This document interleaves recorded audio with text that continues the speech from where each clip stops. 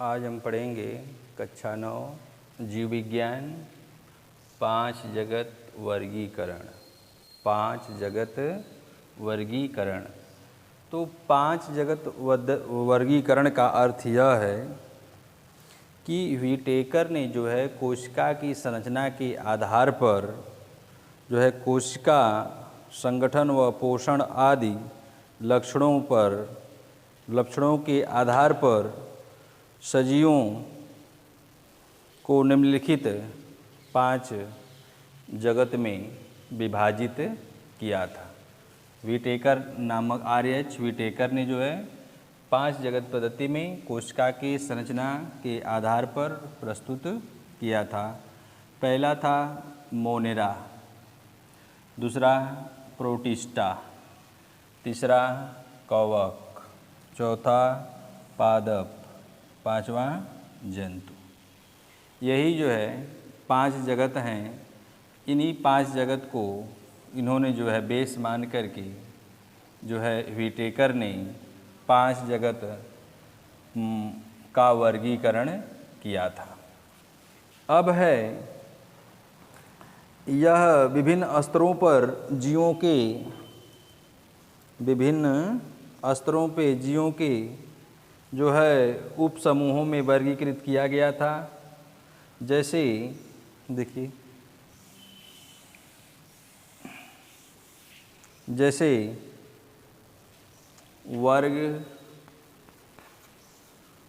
Class, वर्ग हो गया, इसको कहेंगे क्लास, गण, आर्डर, तीसरा है कुल, फैमिली या फैमिली,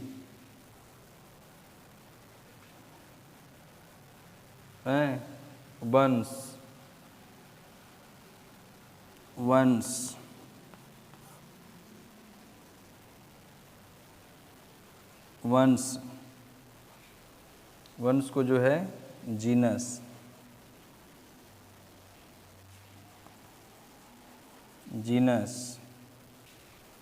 और जाति,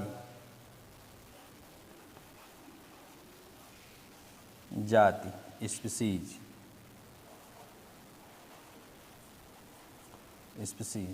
तो यह जो है वर्ग, गण, कुल, वंश और जाति, यह 5 भागों में इनको जो है विभाजित किया गया। इस प्रकार वर्गीकरण की पदानुक्रम में जीवों को विभिन्न लक्षणों के आधार पर छोटे बड़े समूहों में जो है बांटते हुए हम वर्गीकरण को आधारभूत मान करके इकाई जाति तक हम पहुँचते हैं। और एक ही जाति के जीवों के बाह्य रूप से काफ़ी समानता पाई जाती है तथा वे परस्पर जनन कर सकते हैं। अब हम पढ़ेंगे बारी बारी से सबके विषय में। जैसे भी 5 जगत पद्धति के विषय में हम पढ़े थे, तो उसमें जो है पहला हम पढ़े थे मोनेरा।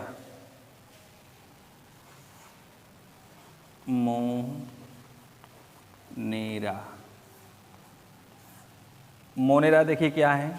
इस जगत में सभी प्रोकैरियोटिक जीवों का वर्गीकरण किया गया है। इनकी सामान्य विशेषताएं देखिए क्या है। मोनेरा सामान्य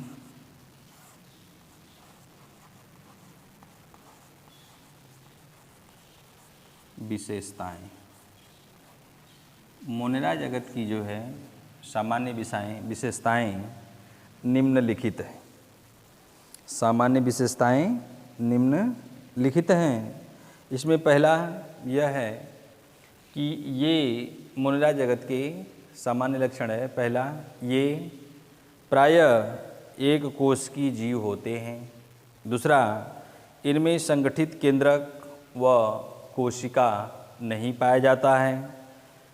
अगला है, इनमें से कुछ कोशिका भित्ति में पाए जाते हैं और कुछ में नहीं पाई जाती। इनमें से कुछ में कोशिका भित्ति पाई जाती है और कुछ में नहीं पाई जाती है।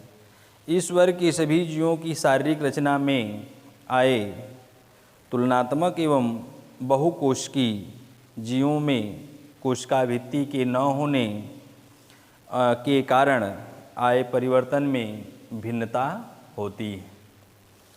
अगला है, कुछ मोनेरा स्वपोषी होते हैं। जो कुछ मोनेरा जगत के जो प्राणी हैं वह क्या हैं, स्वपोषी होते हैं तथा कुछ विषमपोषी होते हैं।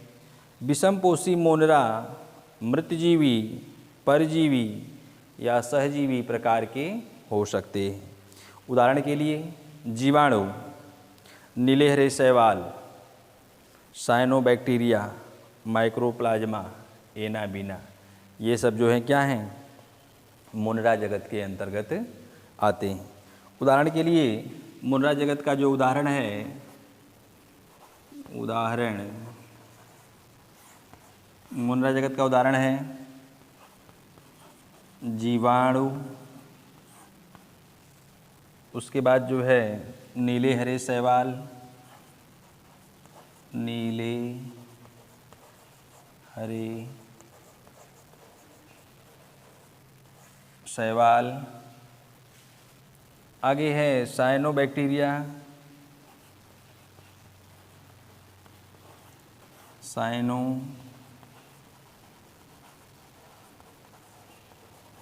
साइनोबैक्टीरिया और साइनोबैक्टीरिया और माइक्रोप्लाज्मा, एनाबीना, ये सब जो है मोनेरा जगत के जो है सामान्य विशेषताएं। अब हम पढ़ेंगे प्रोटिस्टा के बारे में कि प्रोटिस्टा क्या है।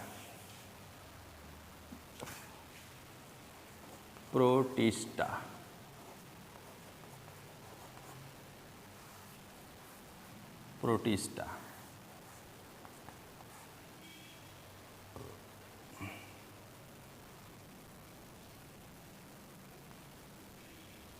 प्रोटिस्टा इस वर्ग में सभी यूकैरियोटिक एक कोशिकी जीव को रखा गया है।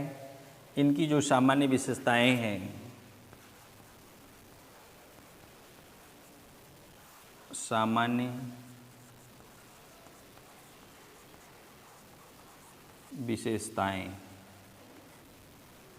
इनकी जो सामान्य विशेषताएं हैं, पहला है इन जंतुओं का शरीर एक कोशिका का बना होता है। यह प्राणी इतने छोटे होते हैं कि इनको हम अपनी आँखों से देख नहीं सकते हैं। यह प्राय जलीय आवासों में पाए जाते हैं। यह प्राय जो है जल में पाए जाते हैं। इनमें कोशिकीय शरीर में स्पष्ट संगठित केंद्रक व कलाबद्ध कोशिकांग पाए जाते हैं। इनमें जीवन की सभी क्रियाएं, पाचन, श्वसन, उत्सर्जन, गति आदि जो है होती हैं। यह स्वपोषी और विषमपोषी दोनों प्रकार के होते हैं। कुछ जीवों में चलन के लिए सीलिया, फ्लैजिला, कूटपाद आदि पाए जाते हैं। इनका जो है प्रमुख उदाहरण है अमीबा। इनका प्रमुख उदाहरण है अमीबा और यूग्लिना।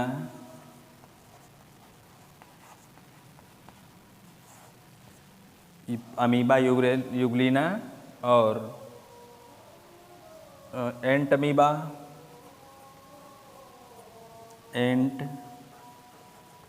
अमीबा और प्रोटोजोआ,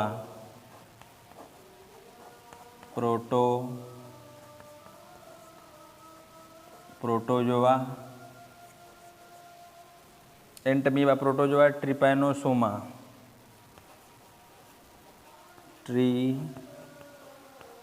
ट्रिपैनोसोमा,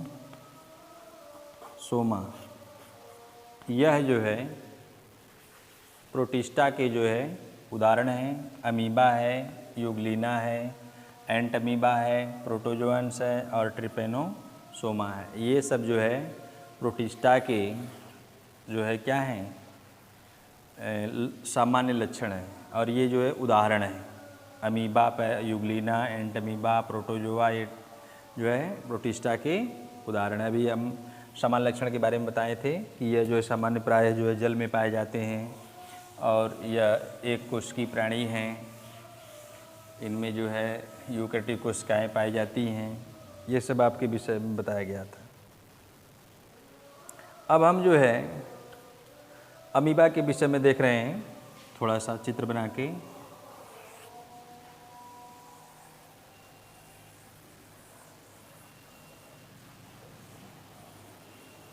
अमीबा का कोई आकार नहीं होता है, जिस या पत्ती के समान होता है और इसका जो है कोई आकार नहीं है। एक तो चित्र अमीबा का बनाकर हम देख रहे हैं।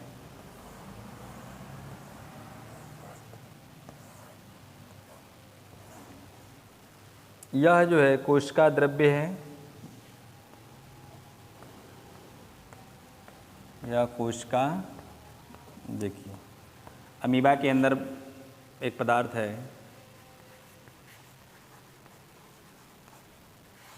कोशिका द्रव्य, ये है केंद्रक है, केंद्रक, खाद्य रिक्तिका,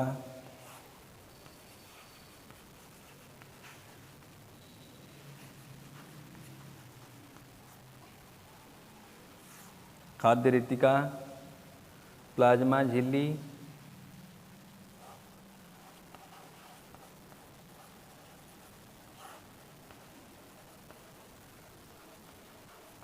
प्लाज्मा झिल्ली, अमीबा। हम पढ़ रहे हैं प्रोटिस्टा, प्रोटिस्टा, जगत प्रोटिस्टा। तो अभी हम जगत प्रोटिस्टा के बारे में पढ़े हैं कि यह जगत प्रोटिस्टा जो है एक कोशिकीय प्राणी हैं, ये जल में पाए जाते हैं। अभी हमने उदाहरण भी आपको बताया था। अब जो है हम पढ़ेंगे अमीबा के बारे में। देखिए अमीबा जो है यह एक कोशिकीय प्राणी है, यह अति सूक्ष्म है, इसको हम अपनी आँखों से नहीं देख सकते हैं बिना सूक्ष्मदर्शी की सहायता से। इसके अंदर जो है कौन कौन से अंग पाए जाते हैं, केंद्रक है और ये जो प्लाज्मा झिल्ली है। प्लाज्मा झिल्ली का अर्थ यह है कि इसके अंदर जो है जो अवशिष्ट पदार्थ हैं उसको बाहर निकालने का कार्य करता है। खाद्य रिक्तिका है, इसमें जो फूड वैक्यूल खाद्य रिक्तिका, जो भी भोजन आता है इन खाद्य रिक्तिका में जो है उपस्थित हो जाता है, भर जाता है। कोशिका द्रव्य, इसके अंदर जो है एक प्रकार का तरल पदार्थ होता है जिसको हम कोशिका द्रव्य के नाम से जानते हैं। इसी कोशिका द्रव्य के अंदर जो है समस्त अंगक जो है उपस्थित होते हैं। अब है केंद्रक। केंद्रक जो है इसमें केंद्रक उपस्थित होता है, केंद्रक के अंदर जो है डीएनए उपस्थित होता है और उसके अंदर एक केंद्रक के अंदर एक छोटा सा केंद्रक होता है, उसको हम केंद्रिका के नाम से जानते हैं। इसमें जो एक मेन बात है कि यह अमीबा जो है गति जो है यह कूटपाद के द्वारा करता है। यह कूटपाद है, अंगुली के समान जो संरचना देख रहे हैं, यह गति इसमें जो है कूटपाद के द्वारा होती है। यही इसका मेन फंक्शन है। कभी कभी प्रश्न आ जाता है कि अमीबा जो है गति कैसे करता है, तो अमीबा जो है गति कूटपाद के द्वारा करता है। अब हम पढ़ेंगे जो है अगला, अभी हम पढ़े हैं प्रोटिस्टा जगत और मोनेरा जगत। अब हम तीसरा पढ़ेंगे कवक, कवक एवं फंजाई। कवक एवं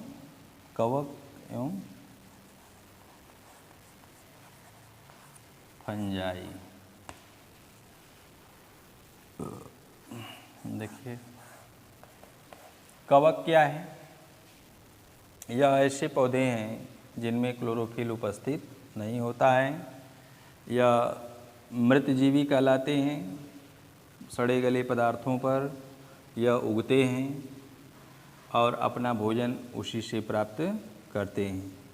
इसलिए इनको हम जो है कवक या फफूंदी के नाम से जानते हैं। जैसे रोटी पर आप देख रहे हैं सफ़ेद हो जाता है, अचार पर सफ़ेद भूली हो जाता है और वह जो है उन्हीं पर रह कर के अपना जीवन यापन करते हैं। ये सड़े गले स्थानों पर ही उगते हैं। इनकी मुख्य विशेषता क्या है? इनकी विशेषताएं देखिए क्या हैं।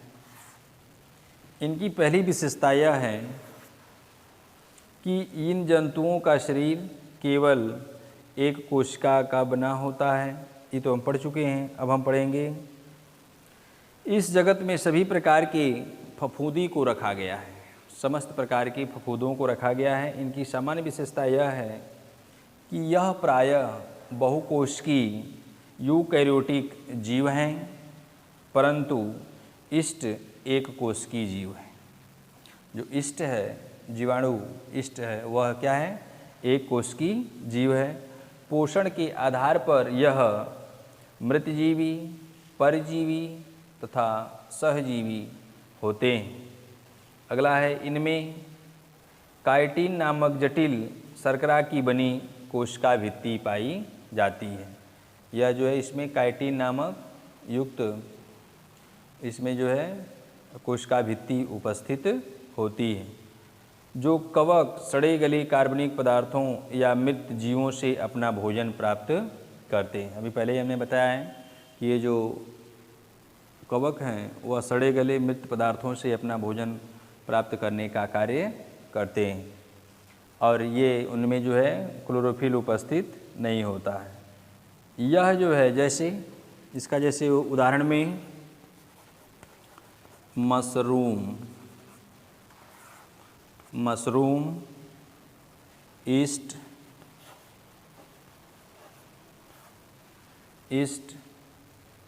एगेरिकस मोल्ड, ये सब जो है ये कवक के क्या हैं? उदाहरण हैं। कवक और फंजाई के ये सब क्या हैं? उदाहरण हैं। इसमें जो है यह गुच्छी कुकुरमुत्ता देखें, एक उदाहरण का चित्र बना के दिखा रहे हैं आपको। कुकुरमुत्ता,